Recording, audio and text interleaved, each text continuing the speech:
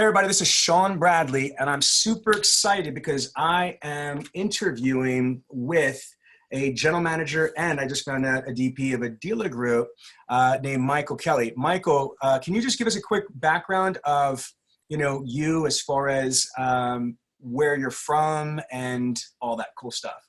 Yeah. So I'm a general manager of the Blends Automotive Group. We've got three stores, but two big stores, one up in Massachusetts, one down in Florida. So I've been in the business. This is the only store I've ever worked at. I've been with the dealership since 2003. Okay, and so we were going to discuss the whole CarGurus situation, and it's the holiday season right now. That's why there's boxes and gifts all over the place, and I appreciate you so much at the end of the year and right before Christmas taking the time to kind of do this interview with me. But we had talked online in the Millionaire Car Salesman group, and you basically had expressed some opinion about the CarGurus situation. So today I wanted to get your opinion on it, and I wanted to give you an update of what's going on. So let's go from there. So from what you saw, like in the Millionaire Car Salesman group, so again, can you give me a little bit of heads up? What did you see in our group that kind of prompted you to reach out to me? Was your conversation with Danny, I forget his last name or how to it. Yep. And I agreed with, I think, pretty much everything he said. Okay. And so here's the thing, but to be transparent, when we first talked just now, you weren't sure what my opinion was. I want to set the record straight right here. Folks, I am not anti, CarGurus if CarGurus was able to do good business with a dealership. So I'm going to share my screen really quick. And so I want to be clear, if you go to the Millionaire Car Salesman group, a lot of people don't know this, there's something called units here. So watch, when you go here, you click units, it's going to turn on and allow you to pick a subject. So what we did is we have an actual section here for the Shame on You CarGurus. So the person you just mentioned was Danny Zalowski for this audio here.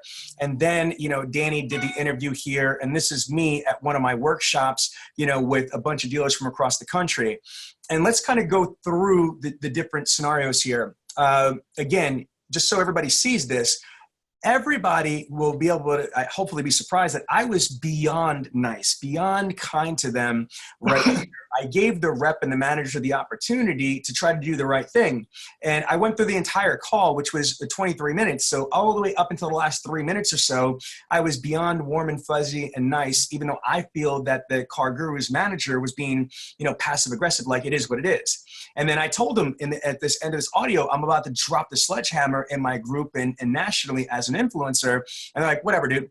And so here we are. Now, here's what I found. Okay, and then I want to know your experiences. But here's what I found from talking to dealers across the country and all throughout our group. They've been posting thousands of comments, pictures, etc. One, it's almost unanimous that dealers as well as CarGurus have acknowledged that there's problems with their algorithm. Their algorithm is not completely righteous, and which leads a problem for two different people. It's giving misinformation to the public, in my opinion. It's giving misinformation to the public because it's telling the public this is a fair deal, this is a good deal, this is a bad deal. And unfortunately, that information is not 100% accurate, and the public is getting misinformation and making bad decisions, A. And B, dealers are losing out to people that have vehicles that are not reconditioned, have new tires and whatever, and they're losing opportunity. So from your experience, what is that from a general manager? Do you see the same thing with the algorithm problems for you guys? Hello? I lost you. Kind of froze up on me. So the question was for you, tell me from your perspective, have you had any algorithm, frustrations that it doesn't turn around and code everything the right way? It doesn't show that you are a better deal when you have reconditioned the vehicle, put new tires on, stuff like that? Sure. I mean, yeah, the reconditioning, the Carfax reports, all of that plays into, the pricing of the vehicles. Even beyond that, to go with, what services you after like myself. I don't deal in new cars, but they're pretty much pre-owned anyway. Right. Basically we give a 90-day warranty. We have 30 loaner vehicles, those sort of things really kind of play into the pricing and the value you're getting as a consumer, looking at everything as a whole, not just strictly the price. So have you had to deal with customers that have said to you, hey man, look, I'm seeing on CarGurus that this is not a great deal. This is only a fair deal. And you have to swim upstream to how do you give me a couple examples of how that's happened this month in December, where you've got a vehicle that's really a great deal, but CarGurus is basically saying that it's not a good deal. It happens every day. So yeah, the customer will come in on a fair deal. We're one price. We've been one price since 2003. So that is really challenging, especially where they're trying to use the fair price as saying, well, can you make it a good deal? And then you sort of have to back into the customer with it and say, well, I understand that you see it's a fair deal, but you did come here. So what was it about the vehicle and what was it about the dealership that brought you in today? So yeah, you're backpedaling right away, especially if you have no price to give, which a lot of us don't. No, absolutely. And so I want to also go into the next thing here is that in my opinion, one of the things that I really detest is that these are supposed to be dealers' partners, but their technology is designed to turn around and in my opinion, steal profit, take profit away from the dealership. So I'll give you an example. So like one of my clients, which is Bob Ruth Ford, they're spending almost $9,000 a month, $8,800 a month to list only 300 cars to only have 47 leads. You hear me, right? That is a ridiculous cost per lead, cost per sale. They're negative, right? And here's the problem is that if a dealer is spending almost $9,000, but yet CarGurus is telling the age of the inventory for the specific reason to arm the public on how they can negotiate even less profit from you. Danny Zalowski even said so in his video interview that he had somebody a couple days before I did the interview, and I'll never forget, that said, listen, this vehicle has been on ground in your inventory for 117 days, so I'm not paying what you're paying. Have you ever had somebody turn around and throw in your face how long you've had the car in stock? It gets worse than that. So we're one of the largest, one of the larger used car buyers in Massachusetts. I buy a lot of cars from other dealers. So if I buy a car that they can't sell and it's been on CarGurus, the clock is still ticking on that car. Wow. So I buy a car from a dealer, a BMW dealer up in New Hampshire, and it's an off-brand trade, and he threw it on there for 30 days, and then they wholesale out of it to us. And that car it starts with me at day 31. Wow. So, and I haven't even had it that long. Right. So have you had situations where somebody said that you had a car for like 90 days or 150 days? How frustrating is that to you that CarGurus tells this stuff to the public? Well, they say it with that little thing that says negotiation points, and it tells them, hey, you should be able to negotiate better because they've had it longer. So, but that's my point, though. As a GM, as a partner in this organization, how frustrating is that to you that you're paying these people to be your partner, but they're giving tips, and then it's not even your fault? Like you just said, that you're buying a vehicle wholesale, and the clock is there. It's a lie to you. It hasn't been on your lot for 31 days. Absolutely. That's not really fair. So, how does that make you feel? Not happy. Okay. And do you feel it's cost you money? Oh, yes. Okay. Next thing is that I find that this might not be you because you are a user of CarGurus, is that there's dealers that have said, they've all in our group, and I know clients too, that are not signed up for CarGurus, or they've canceled CarGurus, but their inventory is all over CarGurus and some of CarGurus partners because of CarGurus syndication. What do you know about this? So this goes way back to the early days for me. So we were big, always had a lot of used cars. So they were taking the inventory from dealer.com back in the day, and the inventory was going from dealer.com to CarGurus for free. And all of a sudden, ours wasn't. We had to pay, but the guy down the street that only had 40 cars didn't have to pay. I'm like, I think you got this backwards. I'm like, you want my cars. I've got the most of them, but he doesn't have to pay. It doesn't make any sense. So again, this is why I came up with the whole concept of shame on you, CarGurus. And there's more, okay, so we're talking about this. Let's talk about the pricing, because this is what's crazy to me. I just came from a dealership right outside of St. Louis, right? And this is a GM store. They have 350 pre-owned vehicles right outside of St. Louis, which is a big market. And they're only paying, you ready for this? Only $3,000 to list 350, sometimes more vehicles. And that dealership that I told you about, Bob Ruth, they're in a similar market because they're about an hour plus away from Philly. And so the next thing is that they're paying almost $9,000. So how is one dealer that's paying $6,000 more a month for years? They're getting clubbed like a baby seal for years, $6,000. I mean, like, Jesus, look, if you turn around and do $6,000, hold on for a second. So I'm going to turn around and go $6,000, right? Times just obviously 24. That's $144,000 there. And if we didn't stop the bleeding, that could have been $250,000 in a couple more years of just stupid tax. Not what the cost of the program is, overpaying, and to have less cars and to have like a fraction of the leads. And so the problem that I have is that for a publicly traded company, they don't turn around and have any regulation at all of what they're paying. And before you say anything, the other thing that I want to call bullshit on is that, oh, it's different markets. Stop it. They're not spending $3,000, $4,000, $5,000 a month more to advertise and market those vehicles, not even close. And so it's just air. There's no logic, there's no rhyme, there's no reason to it. What's your opinion of how they have crazy different pricing strategies?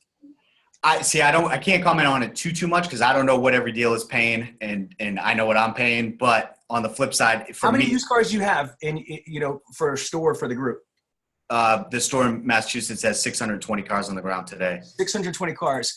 Yeah. And are you below or above $3,000 a month? Yeah, far above. Far above. See, that's what I'm saying. So again, I just gave you, I'm going to tell you, Danny's paying $3,600 for 300 cars.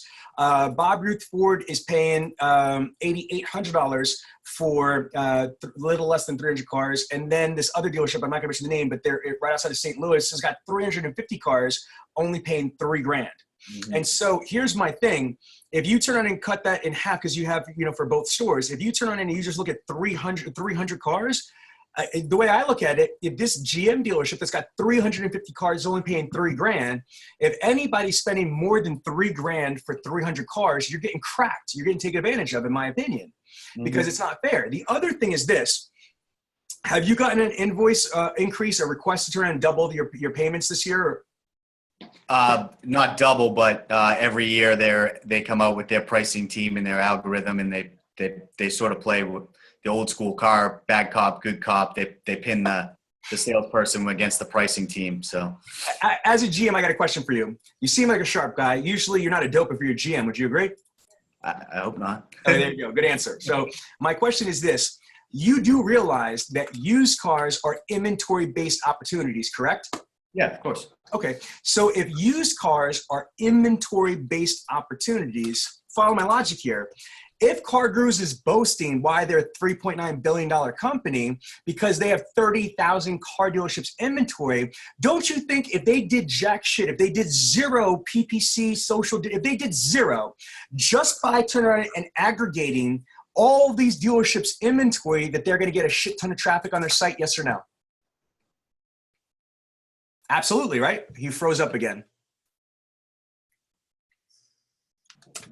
Okay, so you froze up for a second. So I'm going to re-ask the question.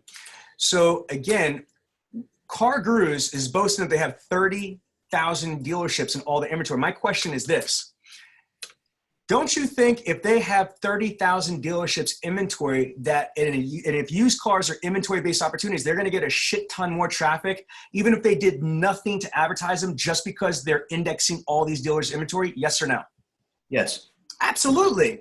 So this is the craziness. They're price gouging. There's unfair pricing here. And what they're doing is that they're turning around and they're doing Aikido. They're using your momentum against you. They're straight up Steven Seagaling dealerships, guys. What they're doing is that they're turning around and taking your inventory, and when they get more traffic, they're justifying that this is the reason why for the price quote. Because like in Danny's interview that we did with the CarGurus manager, he even acknowledged like, yeah, we're getting more traffic, so we're going to charge you more. And I said, well, wait a minute here. I don't give a flying why you turn around and are getting more traffic. If the dealer's not getting any more leads, why are you charging us any more money? Well, because of wonderful things we does. It doesn't make any sense. And here's what's also crazier. You ready?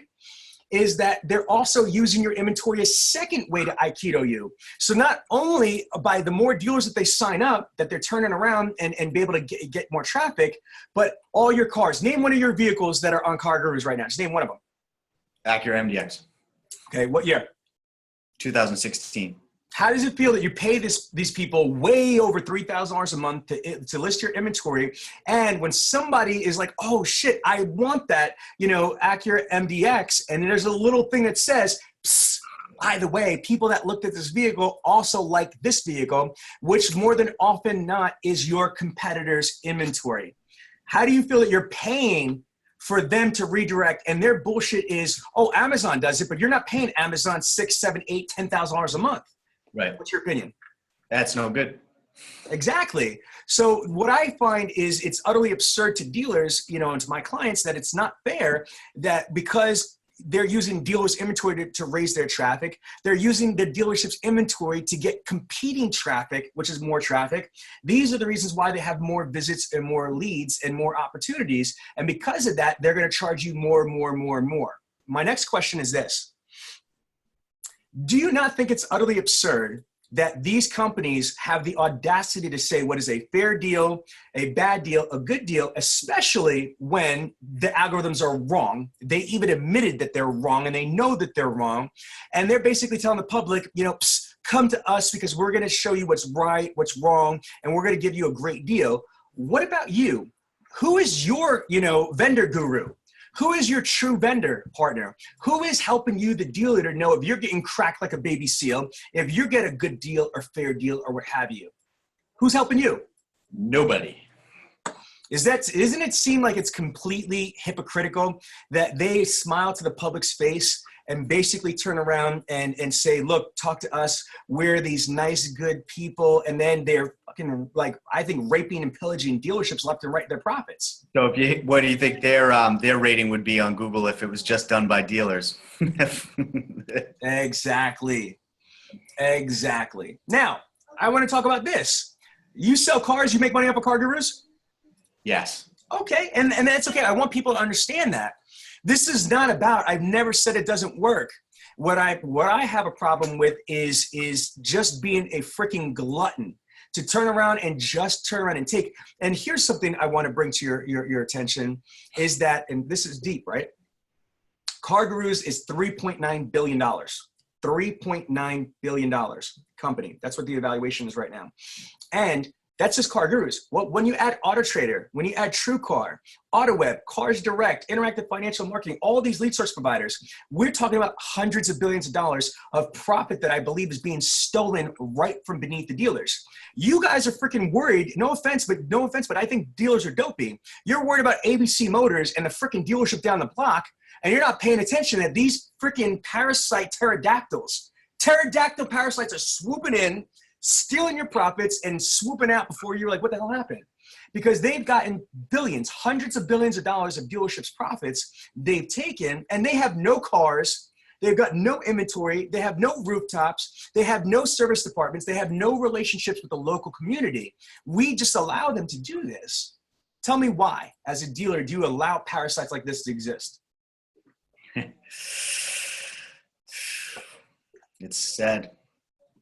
Exactly. There's nothing, it is what it is. So all we're trying to do is make it aware. So you asked me what's going on. So I want to just let, again, off the camera, I'm going to let you know which attorney, but there is a major attorney that as soon as we stop the interview, hey, you know what? I don't even care. Let's do it now. Oh, nope. All right. So wifey just said, calm down, Sean. So I can't do that part. Off the interview, I'll show you who, but there's an attorney that's got 4 successful, that I know of, major class action lawsuits on behalf of dealers, and against TrueCar, against Carfax, against Chrysler Manufacturer, and I think the Daily News or New York Post. This gentleman is a super lawyer, in the automotive industry for NADA and multiple state associations is actively investigating. Now, here's something else that a lot of people don't know. About a week and a half ago, I contacted the FBI in Cherry Hill. Dude, I'm not making this up. I contacted the FBI, the financial division, not even kidding you. And I have basically, presented all the evidence, and special agents in the Cherry Hill field office are now going to be investigating, CarGurus.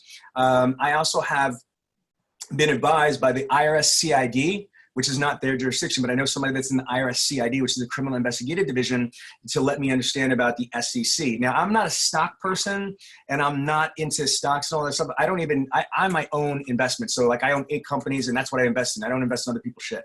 And so for me though, I'm learning the protocol. And this is crazy, Michael. What's going on is that a lot of people are telling me stuff that I didn't really understand, and it's been posted in our group.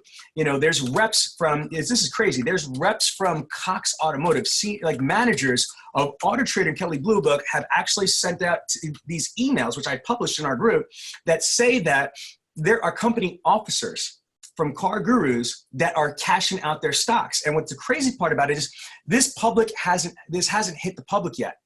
And so I'm going to turn around and find, I think I posted it. It's in our group, in the Millionaire Car Salesman group, where I had analysts and I've had, hedge fund people contact me, and they have offered to pay me $1,000 for just an hour of my time on a Zoom, and I declined it because I am not doing any of this for zero monetization in any way, shape, or form.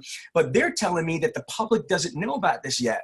However, these company officers from CarGurus, from what I've seen in the group, I'm just repeating the stuff that I've seen in the group, are dumping their stocks, including Langley Steinert had just cashed in the last month or so, $3 million of his stock shares. Why are they dumping their stocks? And, and the public doesn't know. If the public knew about all this crazy shit, the shitstorm that's going on, that they would have a major problem. Now, here's something that one of these analysts told me from one of these hedge funds and said, listen, Sean, you don't even understand what's going on here because this is not my world. And I said, well, explain it to me.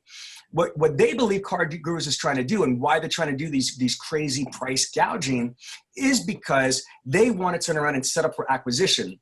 And a company like CarGurus, especially with Langley Steinert's background, where he successfully sold TripAdvisor for $1 gazillion, if it's got a $3.9 billion valuation, if you just do, let's just round it up to $4 billion. $4 billion times 8, for EBITDA, which is the annual earnings. It's not 3 or 5, it's 8 with a company like CarGurus. So 4 times 8, guys, is basic math, is $32 billion. Minus the $4 billion, which I think is inflated anyway. We're talking about this company may be able to net about $25 billion. Just think about this shit. Think about how much money we're talking about for just one company.